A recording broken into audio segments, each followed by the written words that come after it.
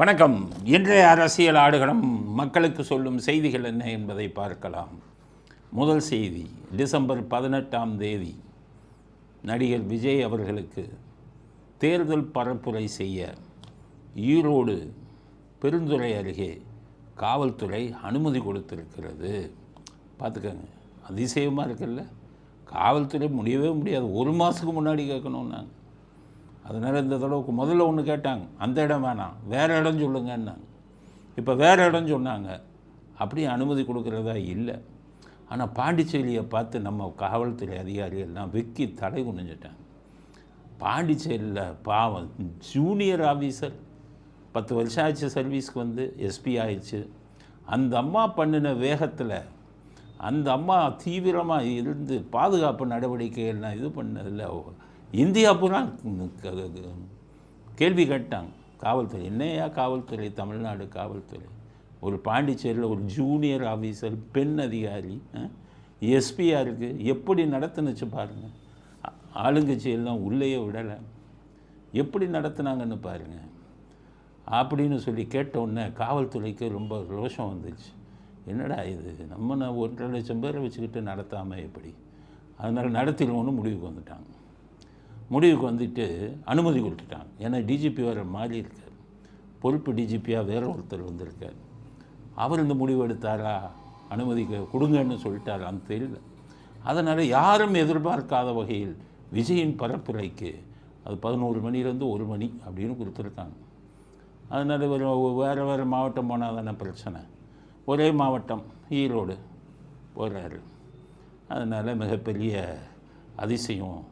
எப்படிப்பா திமுகவுக்கு இந்த அளவுக்கு ஒரு பெருந்தன்மை வந்தது, எப்படி விட்டாங்க, எப்படி விட்டாங்க, எப்படி அனுமதி கொடுத்தாங்க அப்படின்னு நினச்சிக்கிட்டு இருக்கும்போது மேலிடம் ரொம்ப அப்செட் ஆகிட்டாங்களாம் திமுக மேலிடம். என்னையா இது, போலீஸ் ஏன் அனுமதி கொடுத்தான் அப்படின்ட்டு. சரி, சேகர் பாபுவை கூப்பிட்டு, சேகர் பாபு ஏதாச்சும் ஒன்று பண்ணி நிறுத்துறதுக்கு வழி பண்ணு, அவன் பாட்டுக்கு போலீஸை அனுமதி கொடுத்துட்டாங்க அப்படின்னு சொல்லிவிட்டான். சேகர் பாபு என்ன பண்ணார், அங்கே இருக்கிற இஓ எக்ஸிக்யூட்டிவ் ஆஃபீஸரை கூப்பிட்டார்.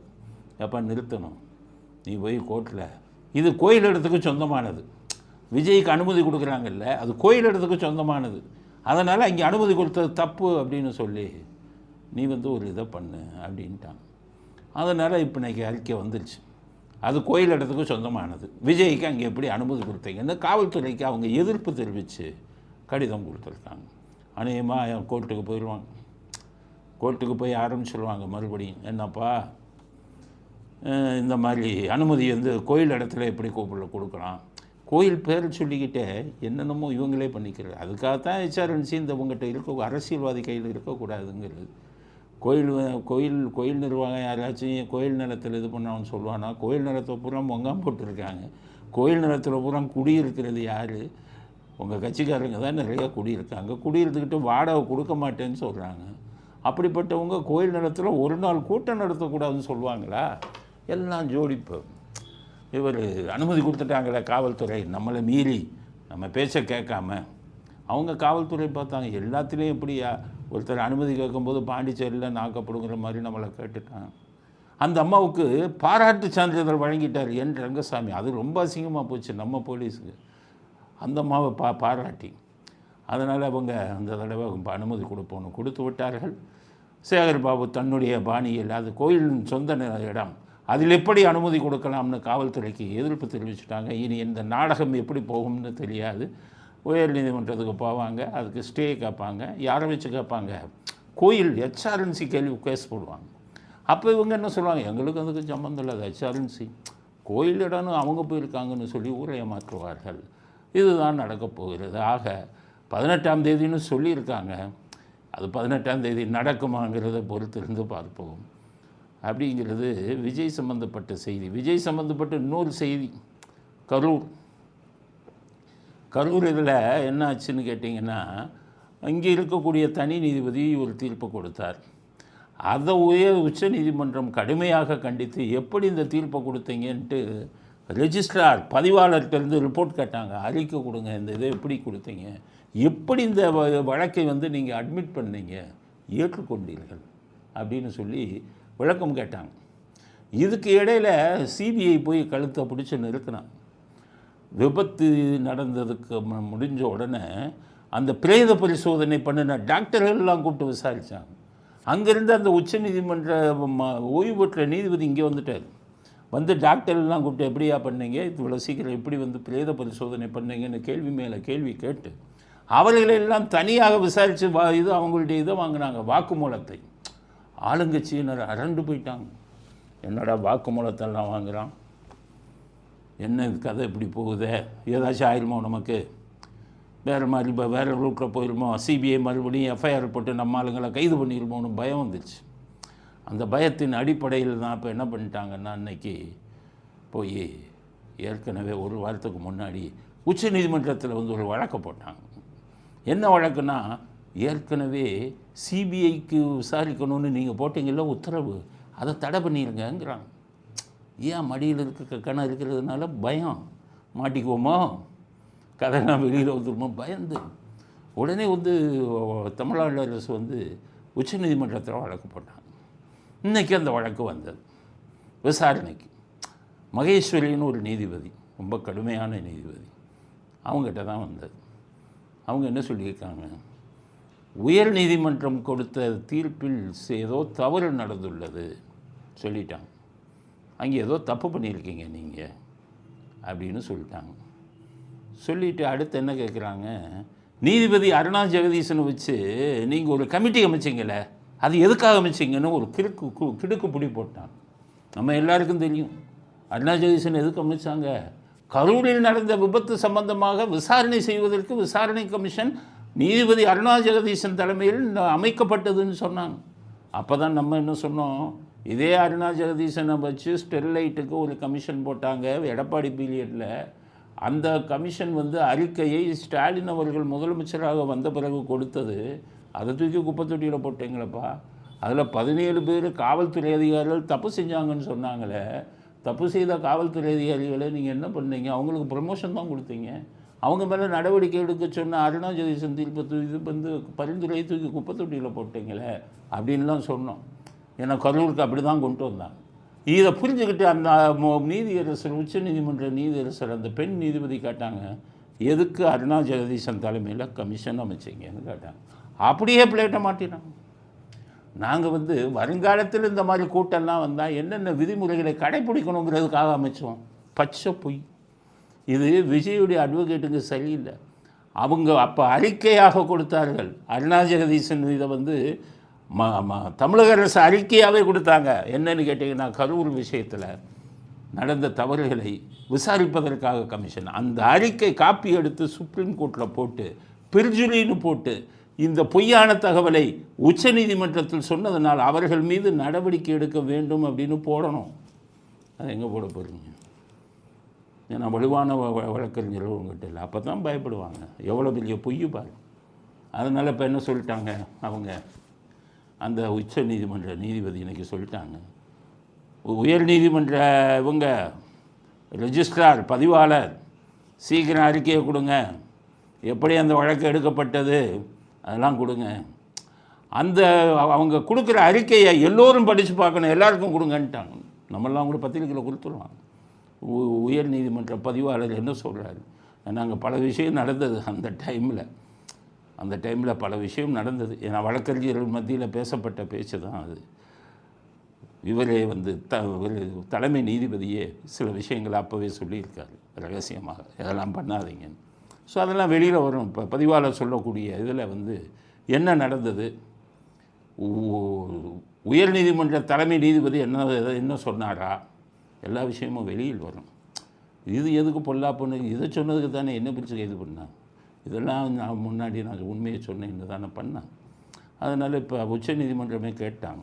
ஸோ இவங்க தடை கேட்குறாங்க. அதாவது உயர் நீதிமன்ற நீதிபதி தீர்ப்புக்கு தடை கொடுத்தீங்களே, அந்த தடையை நீக்குங்க, நாங்களே விசாரிச்சுக்கிறோம், சிபிஐ வரக்கூடாதுன்னு கேட்குறாங்க. ஆனால் அந்த அம்மா கேட்ட கேள்விக்கு நிச்சயம் கேஸு தோக்க போகுது. அந்த அம்மா தான் கேட்டாங்களே, ஏதோ தவறு நடந்திருக்கிறதுன்னு சொல்கிறாங்களே, அந்த தடையை போய் நீக்குவாங்களே, அவங்களே சொல்கிறாங்க தவறு நடந்திருக்கு, எதுவும் சரியில்லைன்னு. அதனால் இந்த தேர்தலில் இந்த வழக்கில் உச்சநீதிமன்றம் மறுபடியும் சிபிஐக்கு பச்சை கொடி காட்ட போகிறாங்க. சிபிஐ மிக விரைவாக வழக்கை முடித்து இதில் யாராவது தவறு செய்திருந்தால் அவர்களை கடுமையாக தண்டிக்க வேண்டும். காரணம் 41 பேர் சம்பந்தப்பட்ட விஷயம். அது விபத்தா இல்லை திட்டமிட்ட சதியாங்கம் என்பதை விரைவில் சிபிஐடைய விசாரணை முடியும் போது நமது மக்களுக்கு தெரிய வரும். அப்போது தமிழ்நாடு அரசியலில் மிகப்பெரிய பூகம்பம் ஏற்படும் அப்படிங்கிறத எதிர்பார்த்து கொண்டிருக்கிறோம். ஆனால் சொல்ல முடியாது. இந்த இவங்களை டெல்லிக்கு போயிடுவான், எல்லாம் டெல்லிக்கு போய் யார் யார் பார்க்கணுமோ எல்லாத்தையும் பார்த்துட்டு வந்து ஆஃப் பண்ணிடுவான். இப்போ நேருவுக்கே போனது பயமாக இருக்குது. ஏன்னா அந்த அம்மா நேர்மையானவங்க, ஆனால் கொஞ்சம் பெருந்தன்மையானவங்க. அவங்க பாட்டுக்கு அதை நிறுத்திவிட்டு எலெக்ஷன் வரை தள்ளி போட்டாங்கன்னா நேரு தப்பித்து விடுவார். அதனால் பார்ப்போம். உச்ச நீதிமன்றம் கரூர் விஷயத்தில் ஏற்கனவே விதித்த தடையை நீக்குகிறதா, இல்லை சிபிஐக்கு பச்சை கொடி காட்டி விசாரித்து உண்மையான குற்றவாளிகளை கண்டுபிடியுங்கள் என்று சொல்கிறதா அப்படிங்கிறத ஆவலுடன் எதிர்பார்ப்போம். எனக்கு என்னுடைய சட்ட அறிவின்படி இவர்களுடைய மனு தள்ளுபடியாகும். சிபிஐயை விசாரிக்கலாம் என்று தான் நிச்சயம் உத்தரவு வரும் அப்படிங்கிறது என்னுடைய முதல் கட்ட கருத்து. அடுத்தது கார்த்திகை தீபம் விவகாரம் இன்னும் போயிட்டே இருக்கு. நீதியரசர் சுவாமிநாதன் தீர்ப்பை கொடுத்து விட்டார்.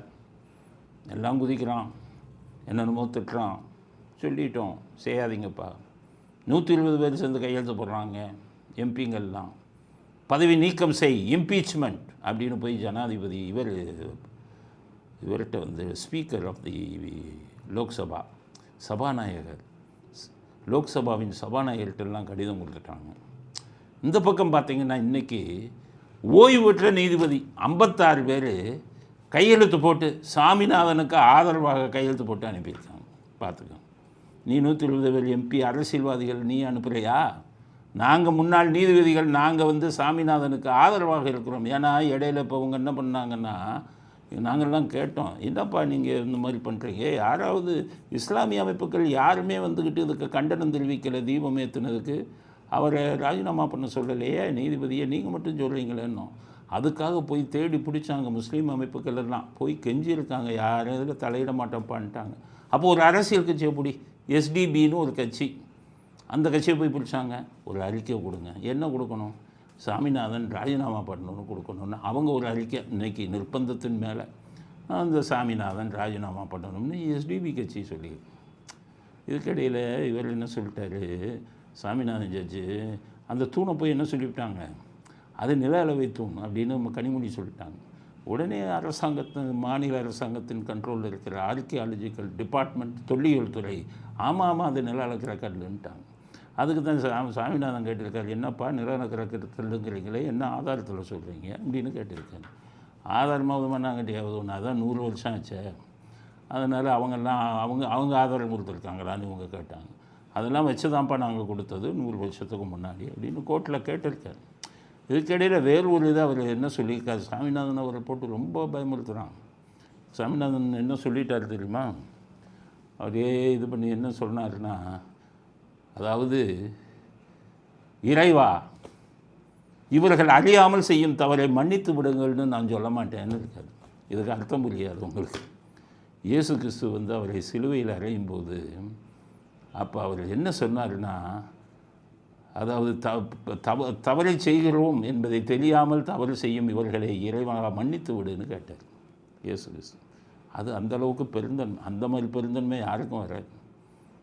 அதனால் சாமிநாதன் சொல்கிறார், அவரை குறிப்பிட்டு தான் சொல்கிறார், அவர் போன்ற பெருந்தன்மை எனக்கு கிடையாது, மன்னித்து விடுன்னு கேட்க மாட்டேங்கிறார். அப்படின்னா என்ன, அவங்களுக்கு புறம் தீட்டிடுவேங்கிறார். நிறைய பேர் தீட்ட வேண்டியது இது இருக்குல்ல, நிறைய பேர் வீட்டுக்கு போக வேண்டிய வேலை இருக்குது. கொஞ்சம் கொஞ்சமாக சாமிநாதன் மட்டுமல்ல, நீதியரசர் ஹைகோர்ட்டில் இருக்கிற அத்தனை நீதியரசர்களும் ஓய்வு பெற்றவங்க 58 பேர் கையெழுத்து போட்டு கொடுத்துட்டாங்க. சர்வீஸில் இருக்கிறவங்க போட முடியாது. அத்தனை நீதிபதிகளும் ஒன்றாக சேர்ந்து விட்டார்கள். நீதித்துறையே ஒன்றாக சேர்ந்து விட்டது. இந்தியாவில் இருக்கும் நீதித்துறையே திராவிடத்துக்கு எதிராக ஒன்றாக சேர்ந்துட்டாங்க. காரணம், அவரை போய் இம்பீச்மெண்ட்டுன்னு கொண்டு வந்தால் ஒரு தீர்ப்பை கொடுத்ததுக்கு அமித்ஷா கேட்டார் இல்லையா, தீர்ப்பு கொடுத்ததுக்கு இம்பீச்மெண்ட்டு கொண்டு வருவீங்களா அப்படின்னு.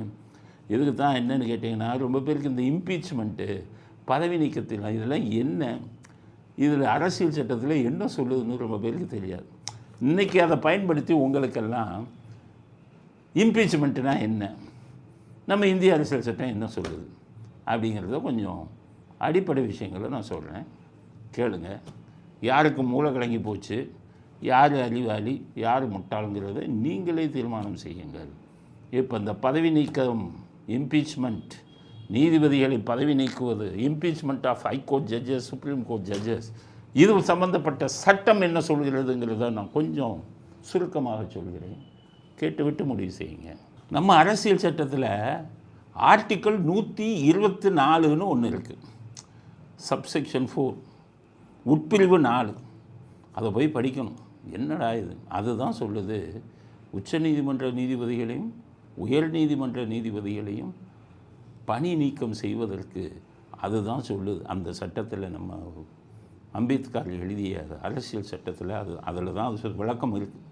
அது என்ன சொல்லுதுன்னா, ஜட்ஜுங்களை பதவி நீக்கம் செய்யலாம் 2 விஷயத்தில். மிஸ்கான்டாக்ட், தவறான முறையில் நடந்தால் பதவி நீக்கம் செய்யலாம். இன்னொன்று இன்கெப்பாசிட்டி, இப்போ இது பாதிச்சிருச்சு, உடல்நிலை பாதிச்சிருச்சு, நோயாக போயிடுச்சு, அவங்களால கடமையை செய்ய முடியலை அப்படின்னு இருந்தால் அப்போவும் நீக்கலாம். இதில் சாமிநாதன் எந்த இதுலேயும் வரமாட்டார். ஏன்னு கேட்டிங்கன்னா, மிஸ்கான்டாக்டுனா அந்த இவர் இருக்கார்ல நீதிபதி வீட்டில் உங்களுக்கு வர்மா வீட்டில் பணம் எரிஞ்சதில்லை, அது மிஸ்கான்டாக்ட். காரணம் லஞ்சத்தை வாங்கியிருக்காரு. அவ்வளோ பணம் அவர் வீட்டுக்கு எப்படி வந்தது? தீ வச்சு கொடுத்து, அதுதான் மிஸ்கான்டாக்ட். ஆக அடிப்படை சட்டத்திலேயே சாமிநாதன் வரமாட்டார். அவர் தீர்ப்பு கொடுத்தது போய் உனக்கு தப்பாக தெரிஞ்சதுண்ணா, அவர் கொடுத்த தீர்ப்பு தப்புன்னு நினைக்கலையா? போ சுப்ரீம் கோர்ட்டுக்கு போ. பொன்முடிக்கு ஜெயச்சந்திரன் ஜட்ஜு 3 வருஷம் தண்டனை கொடுத்தாரு. ஜெயச்சந்திரன் ஜட்ஜை கொடும்பாவியாவா எரிச்சிங்க? ஜெயச்சந்திரன் ஜட்ஜியை கெட்ட வார்த்தையில் திட்டினீங்க. சுப்ரீம் கோர்ட்டுக்கு போனீங்கல்ல, சுப்ரீம் கோர்ட்டுக்கு போய் அங்கே முக்கியமான வக்கீலை பிடிச்சி ஸ்டே வாங்கினீங்கல்ல. அதுக்கப்புறம் கவர்னர் என்ன சொன்னார்? நான் பதவி பிரமாணம் செய்ய மாட்டேன்ப்பான்னாரு. கவர்னருக்கு கொடும்பாவியாக கொடுத்துனீங்க, கவர்னரை கெட்ட வார்த்தையில் திட்டினீங்களா? சுப்ரீம் கோர்ட்டில் போய் அதுக்கு இது வாங்கினீங்க. வாங்கி ஜெயிலுக்கு போனால் என்ன, ஊழல் பண்ணால் என்ன, பதவி பிரமாணம் செய்யணும் வந்தீங்க. அது மாதிரி செஞ்சுருக்க வேண்டியதானே சாமிநாதனுக்கு. சுப்ரீம் கோர்ட்டுக்கு போய் ஆர்டர் வாங்கியிருக்க வேண்டியதானே அப்பீல் பண்ணி. பெஞ்சுக்கு போனீங்க, 2 நீதிபதிகள் கொண்ட பெஞ்சுக்கு, அவங்களும் அவர் சொன்னது சரின்ட்டாங்க. அப்போ சுப்ரீம் கோர்ட்டுக்கு போங்க. அதை விட்டுக்கிட்டு அவரை கெட்ட வார்த்தையில் திட்டுறது தான் இதுவா? அதனால் பதவி நீக்கம் அப்படிங்கிறதுக்கு அவருக்கு அடிப்படை இதே வரலையே. மிஸ்கான்டாக்ட் இல்லையப்பா. அரசியல் சட்டத்தில் ஒரு மிஸ்கான்டாக்ட் இருந்தால் தானே நீங்கள் பண்ண முடியும்.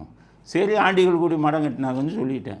120 பேர், அதாவது நீங்கள் நோட்டீஸ் கொடுக்குறதுனா 100 எம்பிங்க கையெழுத்து போடணுன்னு இருக்குது அரசியல் சட்டத்தில். உங்கள் 120 பேர் கையெழுத்து போட்டு யார்கிட்ட போய் கொடுக்குறாங்க? சபாநாயகர்கிட்ட கொடுக்குறாங்க. லோக்சபா சபாநாயகர், மக்களவை சபாநாயகர்கிட்ட போய் கொடுக்குறாங்க. ஆனால் சட்டம் அங்கே என்ன சொல்லுது? நீ 100 பேர் போய் கையெழுத்து போட்டு கொடுத்தா சபாநாயகர் அதில் திருப்தி அடைந்தால் என்ன பண்ணுவார்? சரின்னு அதை எடுத்துக்கிட்டு 3 நபர் கொண்ட கமிட்டி அமைக்கணும். சபாநாயகர் சட்டம் சொல்லுது 3 நபர் கொண்ட கமிட்டி அமைப்பார். அந்த 3 நபர் கொண்ட கமிட்டி 100 பேர் கையெழுத்து போட்டிருக்காங்களே, என்ன குற்றச்சாட்டுன்னு விசாரிப்பாங்க. அந்த 3 நபர் கமிட்டி தவறு நடந்திருக்கிறது அப்படின்னு நினச்சா தான் பார்லிமெண்ட்டில் அதை வாக்கெடுப்புக்கு அனுப்புவார். அவர் பொறுத்த ஜனாதிபதியே நீங்கள் கொடுத்த காகிதத்தை பார்த்து இது முட்டாள்கள் கொடுத்த காகிதம்னா தூக்கி போட்டுடலாம். இல்லை ஜனவரே சபாநாயகர் ஏதோ சொல்கிறாங்க விசாரிப்பான 3 நபர் கொண்ட கமிஷனை போட்டு அவங்க இல்லை இது முட்டாள்தனம்னா தீர்த்து போட்டுடலாம். இதெல்லாம் மீறி தீர்மானம்னு போய் ஓட்டெடுப்புக்கு விட்டால் 3/2 பங்கு உறுப்பினர்கள் பதவி நீக்கத்துக்கு ஆதரவாக கையெழுத்து போடணும். 3/2. பாஜகவுக்கே 3/2 பங்கு இது இல்லை, மெஜாரிட்டி இல்லை. உங்களுக்கே 233, 3/2 பங்குக்கு எங்கே போவீங்க? 3/2 பங்குன்னா 570 இதில் சீட்டில் 400க்கு மேலே இருக்கணும். பாஜகவுக்கே இல்லை. பாஜகவுக்கே அப்படியே 270 தொட்டுக்கிட்டு நிற்கிது. நீங்கள் 230 தொட்டுக்கிட்டு நிற்கிறீங்க. அப்போ தீர்மானத்தில் 3/2 பங்கு ஓட்டு போட முடியலைன்னா பதவி நீக்கத்தை எப்படிப்பா நடைமுறைப்படுத்துவீங்க? ஊரை ஏமாற்றிக்கிட்டு இருக்கீங்களே, பார்க்குற மக்கள் எல்லாம் முட்டாள்களா ஏமாற்றிக்கிட்டு இருக்கீங்களே. எதுவுமே இல்லாமல் இதை வச்சுக்கிட்டு பூச்சாண்டி காட்டிக்கிட்டு அவரை பயமுறுத்தி இனி வரக்கூடியவர்களெல்லாம் பயமுறுத்தலாங்கிறதுல தானே இதை பண்ணுறீங்க. மக்கள் தெரிஞ்சுக்கங்க. இப்போ இவர்கள் செய்த ஆண்டிகள் கூடி மடம் கட்டணும்னு சொன்னது உண்மை தானே. இவர்களால் பதவி நீக்கம் செய்ய முடியுமா? பதவி நீக்கத்துக்கு அடிப்படை தகுதியான மிஸ்கான்டாக்ட் தவறான ஒரு தவறாக ஏதாவது தவறு செய்திருந்தால் மிஸ்காண்டக்ட், இல்லை அவருக்கு உடல்நலம் பாதிக்கப்பட்டு செயல்படாமல் இருந்தால் அப்போ தான்ப்பா பண்ண முடியும். அப்போ ஊரை ஏமாத்துறதுக்கு 100 பேர் கையெழுத்து போட்டு மக்களை திசை திருப்பி கொண்டிருக்கிறார்கள். அதனால் இந்த இம்பீச்மெண்ட் எங்கே செல்லும்? என்னத்தை தான் கற்றுனாலும் கார்த்திகேயன் தீபம் விஷயத்தில் கொடுத்தது அதுதான். அவர் சொல்லிட்டார், ஏப்பா இவர் தவறாமல் தெரியாமல் தவறு செய்கிறார்கள், அவரை மன்னித்து விடுங்கள்னு சொல்லக்கூடிய இயேசு பகவான் சொன்ன பெருந்தன்மையெல்லாம் எங்கிட்ட இல்லைங்கிறத மறைமுகமாக சொல்லிட்டாரு. அப்போ உங்களை பூரா தீட்ட போகிறாங்கன்னு சொல்லிட்டார். அதுக்கு இடையில் ஆர்எஸ் பாரதி என்ன சொல்கிறாரு, நீ 24 மணி நேரத்தில் தீர்ப்பு கொடுத்துருவையா? அவர் எப்படி வக்கீலா? அவர் தான் நான் முதல்ல சொன்னேன், சைதாப்பேட்டையில் வக்கீலாக இருந்துக்கிட்டு மரத்தடி வக்கீலாக இருந்தவர் தானே ஆர்எஸ் பாரதி. அவர் கேட்குறாரு, 24 மணி நேரத்தில் தீர்ப்பு கொடுப்பியா? 24 நிமிஷத்தில் கொடுப்பாங்க மிஸ்டர் ஆர்எஸ் பாரதி. நீங்கள் ஹைகோர்ட்டுக்கெல்லாம் வந்துருந்தா தானே தெரியும். எக்ஸ்பார்ட்டி ஸ்டேன்னு இருக்குது மிஸ்டர் ஆர்எஸ் பாரதி. எக்ஸ்பார்ட்டி ஸ்டேன்னா 24 நிமிஷம் நாங்கள் ஆர்கியூ பண்ணி 5 நிமிஷத்தில் ஸ்டே கொடுத்துருவாங்க. இடைக்கால தீர்ப்பு. ஜாமீன் கேட்குறீங்களே, ஜாமீன் கேட்டால் 10 நிமிஷத்தில் ஜாமீன் மனுவை சாங்ஷன் தீர்ப்பு கொடுத்துருவாங்க. 10 நிமிஷம்தான். 10 நிமிடம் 5 நிமிடத்தில் தீர்ப்பு கொடுத்த வழக்குகள் ஆயிரக்கணக்கான லட்சக்கணக்கான வழக்குகள் ஹைகோர்ட்டில் இருக்குது. அவர் பாவம் கோர்ட்டு பக்கம் போயிருந்தார் தானே. அவர் என்ன சொல்கிறாரு, 24 மணி நேரத்தில் நீங்கள் தீர்ப்பு கொடுத்தா நாங்கள் பெரியார் திடத்தில் அப்போ பெரியார் திடத்தில் ஆயிரக்கணக்கான பேரை கூட்டி காமிங்க. 1000 ரூபா கொடுக்காம 100 பேரை கூட்டி காமிங்க. அந்த காலமெல்லாம் மலையேறி போச்சு, என்ன பயமுறுத்துறீங்களா? கூட்டிக்காம மக்கள் நீதிமன்ற தீர்ப்பை ஏற்றுக்கொள்ள வேண்டிய அவசியம் இல்லையா? மக்கள் தீர்ப்பு தான் மெயின். அதுனா கோர்ட்டா இல்லையா? நீதிமன்ற தீர்ப்பை ஏற்றுக்கொள்ள வேண்டிய அவசியம் இல்லையா? இந்த ஆர்டிக்கல் 370 சுப்ரீம் கோர்ட்டு சில விஷயங்களை சொன்னாங்க, எல்லாரும் ஏற்றுக்கிட்டாங்கல்ல. ஆர்டிக்கல் 370 பாஜக கொண்டு வரும்போது சுப்ரீம் கோர்ட்டுக்கு போனாங்க. சுப்ரீம் கோர்ட்டு சரின்னாங்க. எல்லாம் கூட்டத்தை கூட்டலையே, ஏற்றுக்கொண்டார்கள். ராம ஜென்ம பூமியில் ராமர் இதில் கெட்டலான்னாங்க. எல்லோரும் இன்னும் சண்டையாக போட்டாங்க. உங்களை மாதிரி பெரியார் திடலில் கூட்டமாக கூட்டினாங்க, எல்லாம் ஏற்றுக்கிட்டாங்க. உங்களுக்கு ஆதரவாக வரும்போது மட்டும் கூட்ட மாட்டீங்க. கருணாநிதிக்கு சமாதி கொடுக்கலான்னு மிட் நைட்டில் சொல்கிறாங்க, அதுக்கு மட்டும் வாயை திறக்கலை.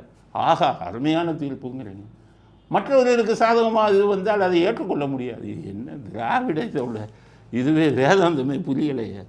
அதனால் சாமிநாதனை நீங்கள் யார் நினைத்தாலும் அசைக்க முடியாது. எங்களுடைய இதை நீதித்துறையைச் சேர்ந்த அத்தனை பேரும் சாமிநாதன் அவர்கள் பின்னாடி அணிவகுத்து நிற்கிறோம்.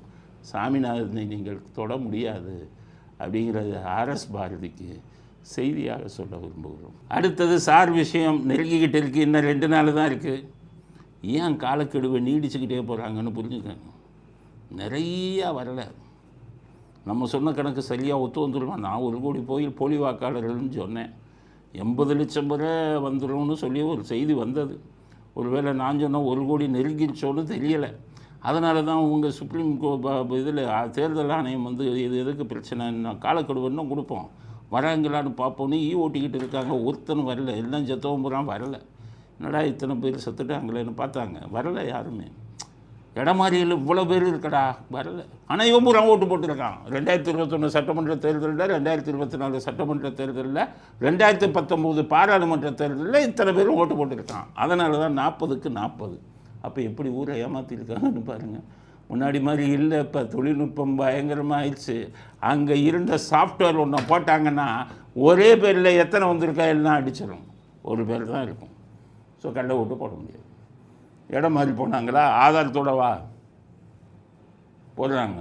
2005க்கு அப்புறம் அந்த அட்ரஸில் இல்லையா, ஆதாரத்தோடவா எல்லாம் எடுத்துட்டாங்க சாஃப்ட்வேர். அதனால் இந்த கூட்டம் ஒன்றும் பண்ண முடியலை. அதனால் சார் இதில் இப்போ துடிக்கிறாங்க இவங்க. மம்தா பானர்ஜி இன்றைக்கி என்ன சொல்கிறாங்க, அமித்ஷா மிகவும் ஆபத்தானவருங்கிறாங்க. இப்போ தான் தெரிஞ்சதா? அமித்ஷா ஆபத்தானவர் இப்போ தான் தெரிஞ்சதா மம்தா பானர்ஜிக்கு? ஆரம்ப கட்டத்தில் எல்லாத்துக்கும் தெரியுமே. அமித்ஷா ஆபத்தானவருங்கிறது எல்லாருக்கும் அப்போவே தெரியும். ஈடி இப்போ அடிக்கிற ரைடு எல்லாம் அடிக்கும்போதே உங்களுக்கு தான் புரிஞ்சிருக்குமே. அமித்ஷா மிகவும் ஆபத்தானவர். அமித்ஷா கிட்ட போதுனா என்ன நடக்குங்கிறது எல்லாருக்குமே தெரியுமே. அதனால் அமித்ஷா ஆபத்தானவர் இருக்கும். அதனால தான் நம்ம திராவிட கூட்டம் நிர்மலா சீதாராமன்ட்ட போய் க்யூவில் நிற்கிறாங்க. அமித்ஷாட்ட போய் க்யூவில் நிற்க முடியாது. ஆனால் முக்கியமான கட்டங்களில் வேண்டியவர்கள் போய் அங்கே நின்று காரியம் சாதிச்சுக்குவாங்க அமித்ஷாட்ட. ஆனால் எல்லா விஷயத்திலும் கிட்டக்க போக மாட்டாங்க. ஏன்னா அதுக்கு ரூட்டு நிர்மலா சீதாராமன் பாவம் நல்லவர், வாங்க சார் அப்படிம்பாங்க. அம்மானு காலில் விழுவாங்க, ரொம்ப கொஞ்சம் இறக்கப்பட்டவங்க, சரின்னு செஞ்சுட்டு போயிடுவாங்க.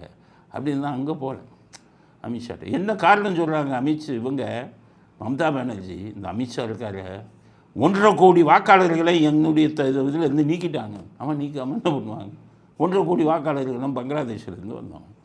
நீங்களும் இதே மாதிரி சத்தமே இதே வச்சுக்கிட்டு இருந்தீங்க. ஆனால் இவங்களவுக்கு கள்ள ஓட்டை உங்களால் போட முடியலை.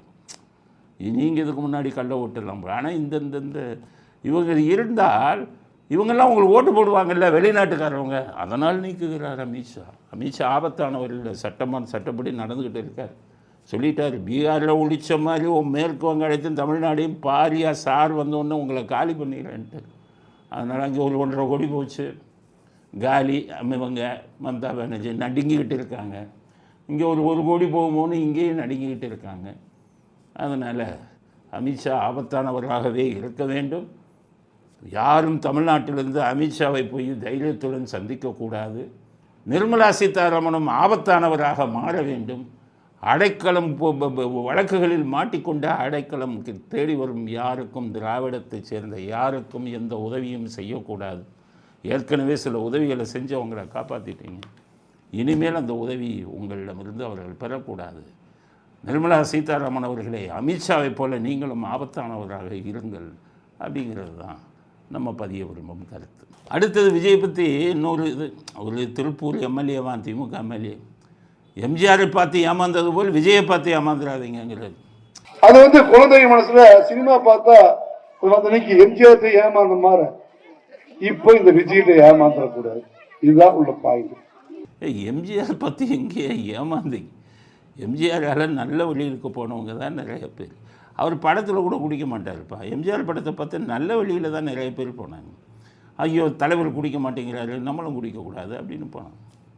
எம்ஜிஆர் பற்றி ஏமாந்தவங்களாக இருக்காங்க. எம்ஜிஆர் படத்தில் போய் ஒரு படத்தில் சாப்பிட்டுட்டு ஹோட்டலில் காசு கொடுக்காமல் வந்துடுவார்.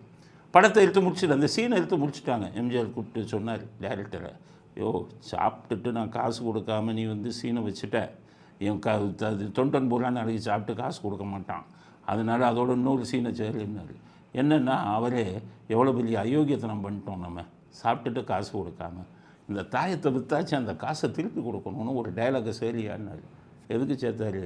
அவர் படத்தை பார்த்து ஏமாறக்கூடாது, யாரும் அவர் படத்தை பார்த்து கெட்டு போயிடக்கூடாதுங்கிறதுக்காகத்தான் சேர்த்தார். விசில் அடிக்கிற மாதிரி ஒரு பாட்டில் வந்தது, விசில் அடிக்க மாட்டேன்ட்டார். காரணம் என் ஆளுங்கள் பூரா விசில் அடிக்கிறது தப்பு. அந்த காலத்தில் என் ஆள் பூரா விசில் அடிப்பான், நான் விசில் அடித்தா அப்படின்னு சொல்லி அதுக்கு வேறு டூப்பை போட்டு அவங்களே விசில் அடிக்க வச்சார் படத்திலேயே. இப்படி நல்ல விஷயங்களே இப்போ இதில் போதித்தவர் எம்ஜிஆர். காதல் இது கூட பார்த்தீங்கன்னா அது இவரே கதாநாயகியை காதலித்த மாதிரி சீனே வராது. கதாநாயகி தான் இவர் மேலே விருப்பப்படுவது போல் சீன் ஒவ்வொரு விஷயத்தையும் பார்த்து அமைச்சவர். இப்போ விஜய் என்னாச்சு? அவர் வந்தால் ஏமாந்துருவாங்கங்கிறீங்களா அவர் படத்தை பார்த்து? இப்போ விஜய் 200 கோடி வாங்குறாரு. இப்போ 4-5 படம் நடித்தாலே 1000 கோடி நடிச்சிட்டாரு, ஹிட்டு. இப்போ இந்த பணத்தை வச்சா அவர் ஆட்சிக்கு வந்தாருன்னா லஞ்சம் வாங்க மாட்டார், எலெக்ஷனில் நிற்கிறவன்ட்ட பணம் வாங்க மாட்டார். நீங்கள் என்ன பண்ணீங்க? போன தேர்தலில் உள்ளாட்சி தேர்தலில் நின்றவன்ட்ட 1 கோடி ரூபா சீட்டு கொடுக்கறதுக்கு வாங்கினீங்களா இல்லையா? எம்எல்ஏ சீட்டுக்கு நின்றவங்ககிட்ட 5 கோடி ரூபா வாங்கினீங்களா இல்லையா? எம்பி சீட்டில் நின்றவங்களுக்கு 10 கோடி ரூபா வாங்கிட்டு தானே சீட்டு கொடுத்தீங்க. நீங்கள் இப்படி எல்லாம் பணம் வாங்கிட்டு அவன் நாளைக்கு பதவிக்கு வந்த உடனே மக்கள்கிட்ட கொள்ளையடிப்பானா இல்லையா? கவுன்சிலர் பூரா கொள்ளையடிக்கிறான். நான் கேட்டேன் 2 கவுன்சிலர்கிட்ட, ஐயா எனக்கு சீட்டே 1 கோடி வாங்கிட்டு தான் கொடுத்தாங்க, கொடுத்த பணத்தை நான் இப்படித்தான் சம்பாதிக்கணுங்கிறாங்க. அப்போ ஊழல் எங்கே உருவாகுது? ஊற்றுக்கண்ணே இவங்ககிட்ட இருந்து தான் உருவாகுது. இப்போ விஜய் அந்த வேலையை செய்ய மாட்டார்ல, சினிமா நடிகர்கள்னு சொல்கிறவங்க அதை செய்ய மாட்டாங்கல்ல. எம்ஜிஆர் 1980 எலெக்ஷனில் நிற்கணும், பணம் இல்லை. எல்லோரும் சொன்னாங்க எம்எல்ஏ சீட்டு கொடுங்க, ஆளுக்கு 10 லட்சம், அப்போ 10 லட்சம் பெருசு, ஆளுக்கு 10 லட்சம் கொடுப்பாங்க அப்படின்னா. அப்போ தான் எம்ஜிஆர் சொன்னாரியோ அவன்கிட்ட 10 லட்சம் வாங்கிடுவேன், அந்த 10 லட்சத்தை கொடுத்ததுக்கு அவன் போய் மக்கள்கிட்ட போய் சம்பாதிக்க பார்ப்பான். ஸோ ஊழல் ஆரம்பிக்கிறதே இங்கே தான். அவங்க பணம் எனக்கு வேணாம், என் பணத்தை வச்சு நான் செலவு பண்ணுறேன்னு சொல்லி சத்யா ஸ்டூடியோவை திருச்சி அடைக்கலராஜ் எம்பியாக இருந்தார், காங்கிரஸை சேர்ந்தவர். சத்யா ஸ்டூடியோவை அடைக்கலராஜிட்ட 40 லட்சத்துக்கு அடமானம் 1980 வச்சு அந்த பணத்தில் செலவு பண்ணார் எம்ஜிஆர். இதே இவர் இருக்கார் ஈரோடு முத்துசாமி, அவர் பஸ்ஸுங்கெல்லாம் நிறையா ஓடிக்கிட்டு இருந்தது அவருக்கு. அந்த ரூட்டு பஸ் எல்லாம் விற்று பணத்தை கொடுத்தாரு ஈரோடு முத்துசாமி, சொந்த பணத்தை செலவழித்தார். இந்த திருப்பூர் எம்எல்ஏவா எம்ஜிஆரை பார்த்து ஏமாந்தது போல விஜயை பார்த்து எம்ஜிஆரை பார்த்து ஏமாறல, விஜயும் அவங்கெல்லாம் சம்பாதிச்சிட்டாங்க. நீங்கள்லாம் சம்பாதிக்காமல் அரசியலில் வந்து வியாபாரமாக்கணும்னு நினைக்கிற ஆளுங்க நீங்கள் போய் விஜயை பற்றி எம்ஜிஆரை பற்றியோ குறை சொல்லலாமா? காஞ்ச மாடு கம்பில் விழுந்த கதைன்னு சொல்லுவாங்க கிராமத்தில். அந்த கம்புங்கிறது ஒரு இது, அதை விதைப்பாங்க, தாவரம் அது. இந்த காஞ்ச மாடை விட்டு அந்த கம்பு உள்ளே பூந்தா அந்த கம்பும் தான் அவ்வளவு நல்லா சாப்பிடும், ஒரு வழி பண்ணிடும், அந்த இதையே அழித்து விடும். அது மாதிரி காஞ்ச மாடு கம்பில் விழுந்தது தான் உங்கள் கதை. உள்ள அரசியலுக்கு வந்துட்டால் கோடிக்கணக்கில் கொள்ளையடித்து வெளிநாடுகளில் முதலீடு செய்கிற கூட்டம் நீங்கள். எம்ஜிஆரை பற்றியும் விஜயை பற்றியும் பேசுவதற்கு உங்களுக்கு தகுதி இருக்கிறதா என்பதை நீங்கள் திராவிடம் சிந்திக்க வேண்டும் என்பதை இறுதி கருத்தாக பதிவு செய்ய விரும்புகிறோம். இத்துடன் இன்றைய அரசியல் ஆடுகளம் நிறைவு பெறுகிறது. மீண்டும் நாளை புதிய செய்திகளுடன் உங்களை சந்திக்கிறோம். நன்றி, வணக்கம், ஜெயன்.